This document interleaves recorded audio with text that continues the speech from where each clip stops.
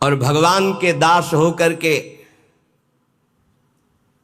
भगवान के नाम की इज्जत रखिए आप। ये तिलक, ये कंठी, ये छाप धारण करके हरिदास कहा करके भगवान की अवहेलना मत कीजिए। इतने बड़े स्वामी के दासत्व का सौभाग्य मिला है।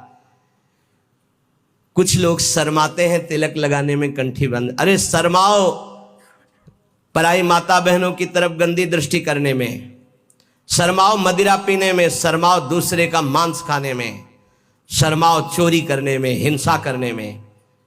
भगवान के दासत्व के लिए तुम्हें शर्म लगती कि तिलक लगाएंगे लोग क्या कहेंगे, बुरा काम है। कंठी बांधेंगे लोग क्या कहेंगे, सत्संग सुनेंगे लोग क्या कहेंगे, सत्संग सुनते हैं। कल हमसे एक प्रश्न हुआ, इसलिए बात आई कि कुछ भाई लोगों को ये शर्म लगती है कि छुपा करके, नहीं तो लोग क्या कहेंगे।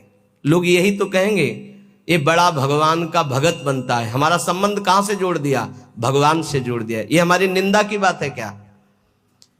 अगर गुरु मंत्र ले लिया है, तिलक कंठी धारण नहीं करते हो तो बहुत बड़ा अपराध करते हो। ये तुम्हें नरकगामी बनाने की स्थिति में पहुंचा देगा, मनमानी आचरण कराएगा और अपराध बन जाएंगे, दुर्गति में पहुंच जाओगे। ये दासत्व है जो हम कह रहे हैं, उसको प्रार्थना को मान लीजिए। ये साधारण नहीं कंठी तिलक, केवल कंठी तिलक धारण किए हो और जितनी आज्ञा है उतने माला कर रहे हो और चलते फिरते राधा राधा, तो जीवन में वो स्थिति आ जाएगी तुम्हारी, देखना, जिसमें आनंद ही आनंद होता है, चाहे जैसी परिस्थिति हो, हर परिस्थिति में आनंद। अरे कोई हमारे प्राण लेने की धमकी दे दे कि अगर कल से तिलक लगाओगे तो चौड़ी छाती करके 12 तिलक लगा के घूमना चाहिए, मार। देखते हैं तू जगत का विधाता है या विधान किसी और का है। अगर मरना है तो तू मारे या ना मारे, मरना ही है उसी क्षण। और अगर नहीं मरना है तो काल भी नहीं मार सकता। समुझ जे आए शरण ते डरत ना काल डर। किसी के मजाक करने पर, विनोद करने पर तुम कंठी तिलक और माला छोड़ दो, लोग क्या कहेंगे। धिक्कार है तुम्हारी बुद्धि को जो भजन की तरफ चलने के लिए लज्जा करती है और पाप की तरफ चलने के लिए छाती चौड़ी कर देते हैं। पाप की तरफ लज्जा नहीं आएगी। अरे चौड़ी छाती करो भगवान के दासत्व के लिए। कैसे तुम हो? अकबर आगरे में आया करता था तो देखा जिधर दृष्टि डाले सब तिलक छापधारी राजा लोग बैठे। वो बादशाह था दिल्ली में, प्रधान पद पर बैठा हुआ। उस समय ऐसा था, छोटे छोटे राजा होते थे और उन सब का बादशाह स्वामी होता था, जैसे हर प्रदेश के मुख्यमंत्री और फिर राष्ट्रपति।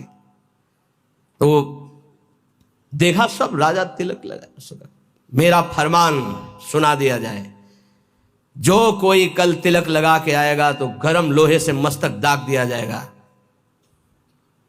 मानो मृत्युदंड। अब सब थर्रा गए, बादशाह का फरमान वो तो लागू ही हो जाएगा। दूसरे दिन जितने और राजा थे सब कोई तिलक नहीं लगाए, कोई कंठी नहीं बांधे, मृत्यु का भय। हरिराम व्यास जी के शिष्य मधुकर शाह ने विचार किया कि गुरु प्रदत्त तिलक कंठी है, ये तो एक मुल्क का बादशाह है, अनंत ब्रह्मांडों के बादशाह का ये दासत्व परम सौभाग्य से मिलता है। आपको क्या पता, आपको ऐसा खिलवाड़ लगता है कंठी तिलक? ये खिलवाड़ नहीं है।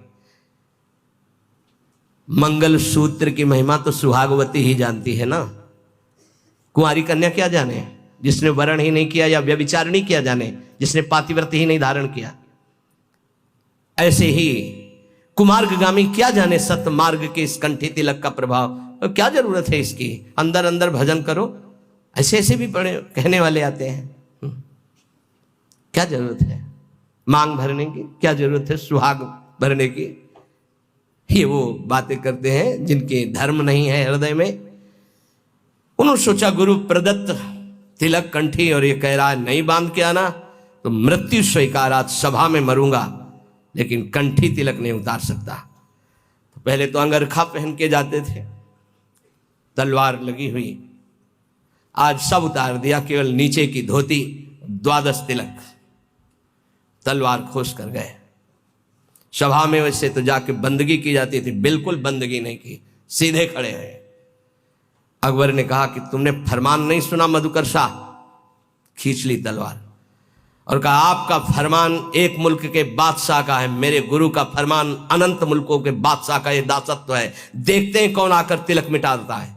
जैसे मानो भगवान नरसिंह का आवेश हो गया, सभा थर्रा गई। तत्काल अकबर ने कहा नहीं नहीं, बस मैं ये देखना चाहता था सच्चा तिलकधारी कौन, जय हो तुम्हारी मधुकर शाह। तत्काल बदल गया। जिस समय भगवत आवेश में उनका देखते हैं कौन, उन्होंने कहा कि आदेश करो। मधुकर शाह ने कहा आदेश नहीं, प्रार्थना निवेदन है, हमारे ब्रजमंडल में कभी भी कोई शिकार न खेले और इस ब्रजमंडल के अंतर्गत किसी के ऊपर कंठी तिलक पर कोई भी आपका फरमान न जारी हो। बोले स्वीकृत है। निष्ठा में सब कुछ होता है। बोले ऑफिस जाना है, कंठी तिलक बांध कर जाएंगे, वो ऑफिस में नौकरी में निकाल दिए जाएंगे। वाह, केवल अपने ही धर्म का त्याग करने पर तुम्हारा भरण पोषण होता रहे तो वही जीवन है क्या? ये तुम्हारी कायरता नहीं है अपने धर्म के प्रति? केवल शरीर पोषण के लिए अर्थ मिले, भोग वासना और धर्म का क्या महत्व रहा? हम अपने धर्म के लिए प्राणों को, अपने राष्ट्र के लिए प्राणों को समर्पित करें तो हमारी जय। ये सूकर कुकर भी उदर पोषण करते हैं, ऐसे अर्थ कमाकर उदर पोषण कर रहे हो और न धर्म न राष्ट्र, तो मतलब क्या रह गया? हरि को दास कहाए के गुनाह करे ना कोई। ये ध्यान रखना चाहिए। भगवान के दासत्व की इज्जत रखो। कंठी और तिलक लगाए हो, तुम कहां खड़े हो, तुम क्या बोल रहे हो, तुम्हारा आचरण क्या है, ये बहुत सावधानी से समाज देखता है। आपकी बात, आपका खड़े होना, आपका बैठना, क्योंकि आप हरि के बहुत बड़े के दास हैं, पार्षद हैं। तो संत महापुरुष जन कह रहे हैं भगवान के दास होकर भगवान की इस दासत्व की इज्जत रखो, मर्यादा रखो। तुम कौन हो? बोले हरि का दास हो। कहां खड़े हो, क्या कर रहे हो, क्या बोल रहे हो, क्या खा रहे हो, कौन सा आचरण कर रहे हो? उस समय सोचो मैं हरि का दास हूं, क्या ये उचित है करना? हरि को दास कहाई के गुनाह करे ना कोई, गुनाह करे ना कोई, जेही विधि राखे रहिए। दुख सुख कैसे पड़े केहू से तनिक न कहिए। बहुत महिमा की बात है। कोई भी ऐसी गलती न करो कि कोई हमारे भगवान को कोष दे। ध्यान रखना, तुम हरि के दास हो, बहुत बड़े स्वामी का ये चिन्ह है। कहीं स्वामी का कोई अपमान न करे, क्योंकि आप जैसे पीले धारण किए हो, कहीं भी गलती करोगे तो गाली सीधे तुम्हारे गुरु को पड़ेगी, चाहे आप चाहे जहां गलती करो। भले ही आप हमसे हृदय से नहीं जुड़े हो, लेकिन वेश धारण किए दासत्व का तो सीधे होगा। किनका? बोले उनका। अच्छा ऐसा, ये दासत्व श्री प्रियालाल का है। कह रहे गुनाह करे ना कोई और पलटू ऐसे दास को भरम करे संसार, भरम करे संसार होई आसन से पक्का। भली बुरी को कहे रहे सही सबका धक्का। बोले ऐसे जो भगवान के दास होते हैं, संसार उनको भ्रमित नहीं कर सकता, फंसा नहीं सकता। कैसा? बोले जो आसन के पक्के होते हैं। नौजवान साधु में पैर फैला के बैठ रहे हो, 14 बार ऐसे ऐसे ऐसे। अरे भाई 2 घंटा कम से कम बैठने का अभ्यास। साधु का मतलब क्या है? अगर 2 घंटे ऐसे हाथ रख दिए तो ऐसे ही हाथ रखे, ऐसे ही बैठे। ब्रह्मचारी हो, हर नस नाड़ी में पावर है, भगवत चिंतन परायण हो तो ऐसे शांत 6-6 घंटे से दासन पद्मासन, ऐसे 6-6 घंटे शांत बैठे एकदम। ब्रह्माकार वृत्ति, भगवदाकार वृत्ति, ये हमारा परम आनंद है। आसन में बैठना नहीं सीखा तो साधु का मतलब क्या रहा और गृहस्थी का मतलब क्या रहा? अगर साधन कर रहे हो गृहस्थी में तो कम से कम 48 मिनट 24 घंटे में एक आसन में तो बैठना सीखो। एक आसन बिछाकर उसमें बैठना तो सीखो। कुछ मिनट तो आसन का पक्का होना चाहिए साधु, आसन का पक्का। 18 घंटे पद्मासन में पूज्य सिउड़िया बाबा जी, 18 घंटे।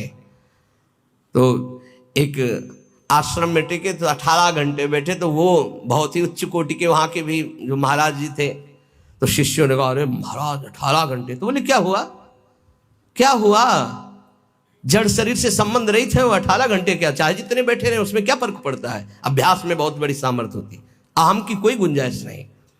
यहां 18 मिनट बैठना मुश्किल हो जाएगा पद्मासन लगा के। हमें लगता है कि थोड़ा अभ्यास, पर बातें कि लक्ष्य में प्रीति नहीं है, लक्ष्य में प्रीति नहीं है, कहेंगे हम तो सेवा में मगन रहते हैं। 24 घंटे, 3 घंटे में विश्राम काफी, 24 घंटे में 3 घंटे। अगर हमारी भगवदाकार वृत्ति है तो हर स्थिति को सहने की सामर्थ्य। मान लीजिए बहुत ऊंची स्थिति के लिए आपको कष्ट सहना पड़ेगा, आपको जानबूझकर कष्ट सहना पड़ेगा। थोड़ी देर बैठना सीखिए। ये आज भी गुरुजनों में हमने देखा है, समय है, उस समय में अपने आसन पे रहते हैं, आसन पे बैठते हैं। आप सबसे प्रार्थना है एक समय कुछ ऐसा निकालो अपने 24 घंटे में जिसमें आप आसन में बैठने का अभ्यास करें। सुखासन, पद्मासन, सिद्धासन, इसका बहुत लाभ मिलेगा। देख लीजिए, आसन भस्म करे संसार होई आसन से पक्का। संसार के चिंतन का नाश तभी होता है शांत बैठे। ये नहीं यहां खुजला रहे, यहां एक बार रख दिया आप त्वगेंद्री, चाहे जैसी परिस्थिति हो, बार बार मन जाएगा यहां खुजला, नए मंत्र में लगा रहे शांत। नहीं जांग दर्द के, नहीं मैं शरीर नहीं हूं, राधा राधा राधा। धीरे धीरे देखो शून्याकार वृत्ति आने लगेगी। अपना बल नहीं है, बल हरि का, गुरुदेव का। तो काम क्रोध को मार के मारे नींद आहार, इस पर जरूर चलना चाहिए। जब भगवत मार्ग में भगवत प्राप्ति की लगन की अगन लगी तो सबसे पहले यही अंदर आया था कि हम कई दिन तक भूखे रहकर भजन कर सकते हैं, नहीं खाएंगे। भजन का तार न टूटे, और कितने दिन हम रह सकते हैं ऐसे, भजन का तार न टूटे। हर कष्ट में भजन, हर सुविधा में भजन, संसार के किसी भी क्षेत्र में भजन, भजन न छूटे, इसका अभ्यास हमें करना है। यह दृढ़ निश्चय कर लिया गया था बचपन में ही। बीच बाजार में, एकांत में, गंगा के किनारे, शहर में, कहीं भी रहो, भजन तुम्हारा नहीं छूटना चाहिए। भूख से, प्यास से या छके होकर के, सब सुविधाओं में या असुविधाओं में भजन नहीं छूटना चाहिए। काम क्रोध को मार के मारे नींद आहार, यह है दिग्विजयी योद्धा भगवत भक्त। काम क्रोध को मार के मारे नींद आहार, नींद पर विजय प्राप्त और आहार पर विजय प्राप्त। ये ऐसे होता है 20-20, 10-10 मिनट नींद को मारा जाता है। ऐसा नहीं कि बचपन से ही नींद पर विजय प्राप्त हो जाती है, बहुत कष्ट सहा जाता है।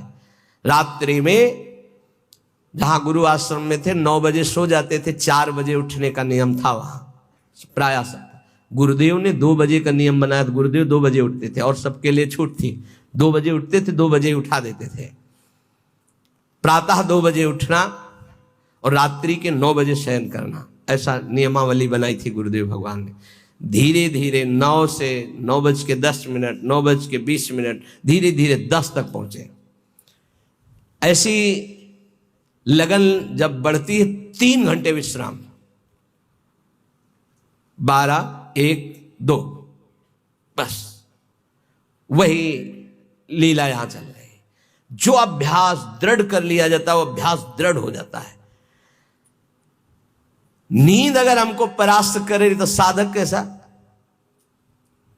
हम अपना सत्संग भगवत प्राप्ति के लिए होता है, मनोरंजन के लिए नहीं होता। यहां वही बैठेगा जिसे भगवान की कृपा से भगवत प्राप्ति करवानी है, भगवान को वही बैठेगा।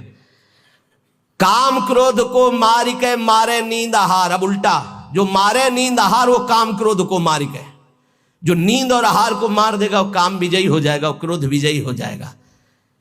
पक्का समझ लो, आहार से ही काम प्रकट होता, काम से ही क्रोध प्रकट होता। क्रोध और नींद दोनों गुरु भाई हैं, तमोगुण से प्रकट होते हैं। निद्रा आलस्य प्रमादो तम तत्तामस मुदाहरतम। पलटू ऐसे दास को भ्रम न करे संसार, ऐसे दास को भ्रमित नहीं करती है माया। साहब के दास कहाए यारो, जगत की आस न रखिए। समर्थ स्वामी को जब पाया जगत से दीन न भाखिए। बड़ी कृपा है, आप सच्ची मानिए, जिनको कोई उपाधि नहीं मिली है, उपाधि पदवी, जिनको कोई जानता नहीं, बड़ी कृपा है। वो जीवन जिसको कोई नहीं जानता है, वो हरि प्रिया के संग व्यतीत होता है, प्रिया प्रीतम के संग। कहीं कोई चिंतन जाने की गुंजाइश ही नहीं, कोई जानता ही नहीं, कोई प्रणाम नहीं, कोई नमस्कार नहीं, कोई बात नहीं करता, कोई नहीं बात करता, कभी कोई राधे राधे नहीं कहता, और कहे भी तो उपेक्षा कर दी जाती थी कि कहीं परिचय ना हो जाए। जहां तनिक जल बिछुड़े छोड़ देत है प्राण, यह भजनानंदी का स्वरूप। तद स्मरणेन परम व्याकुलते। देखो कहां हो, देखो प्रायः बहुत दिनों के बाद एक ऐसे महाभागवत के दर्शन हुए, सबकी चरण वंदना, लेकिन ऐसे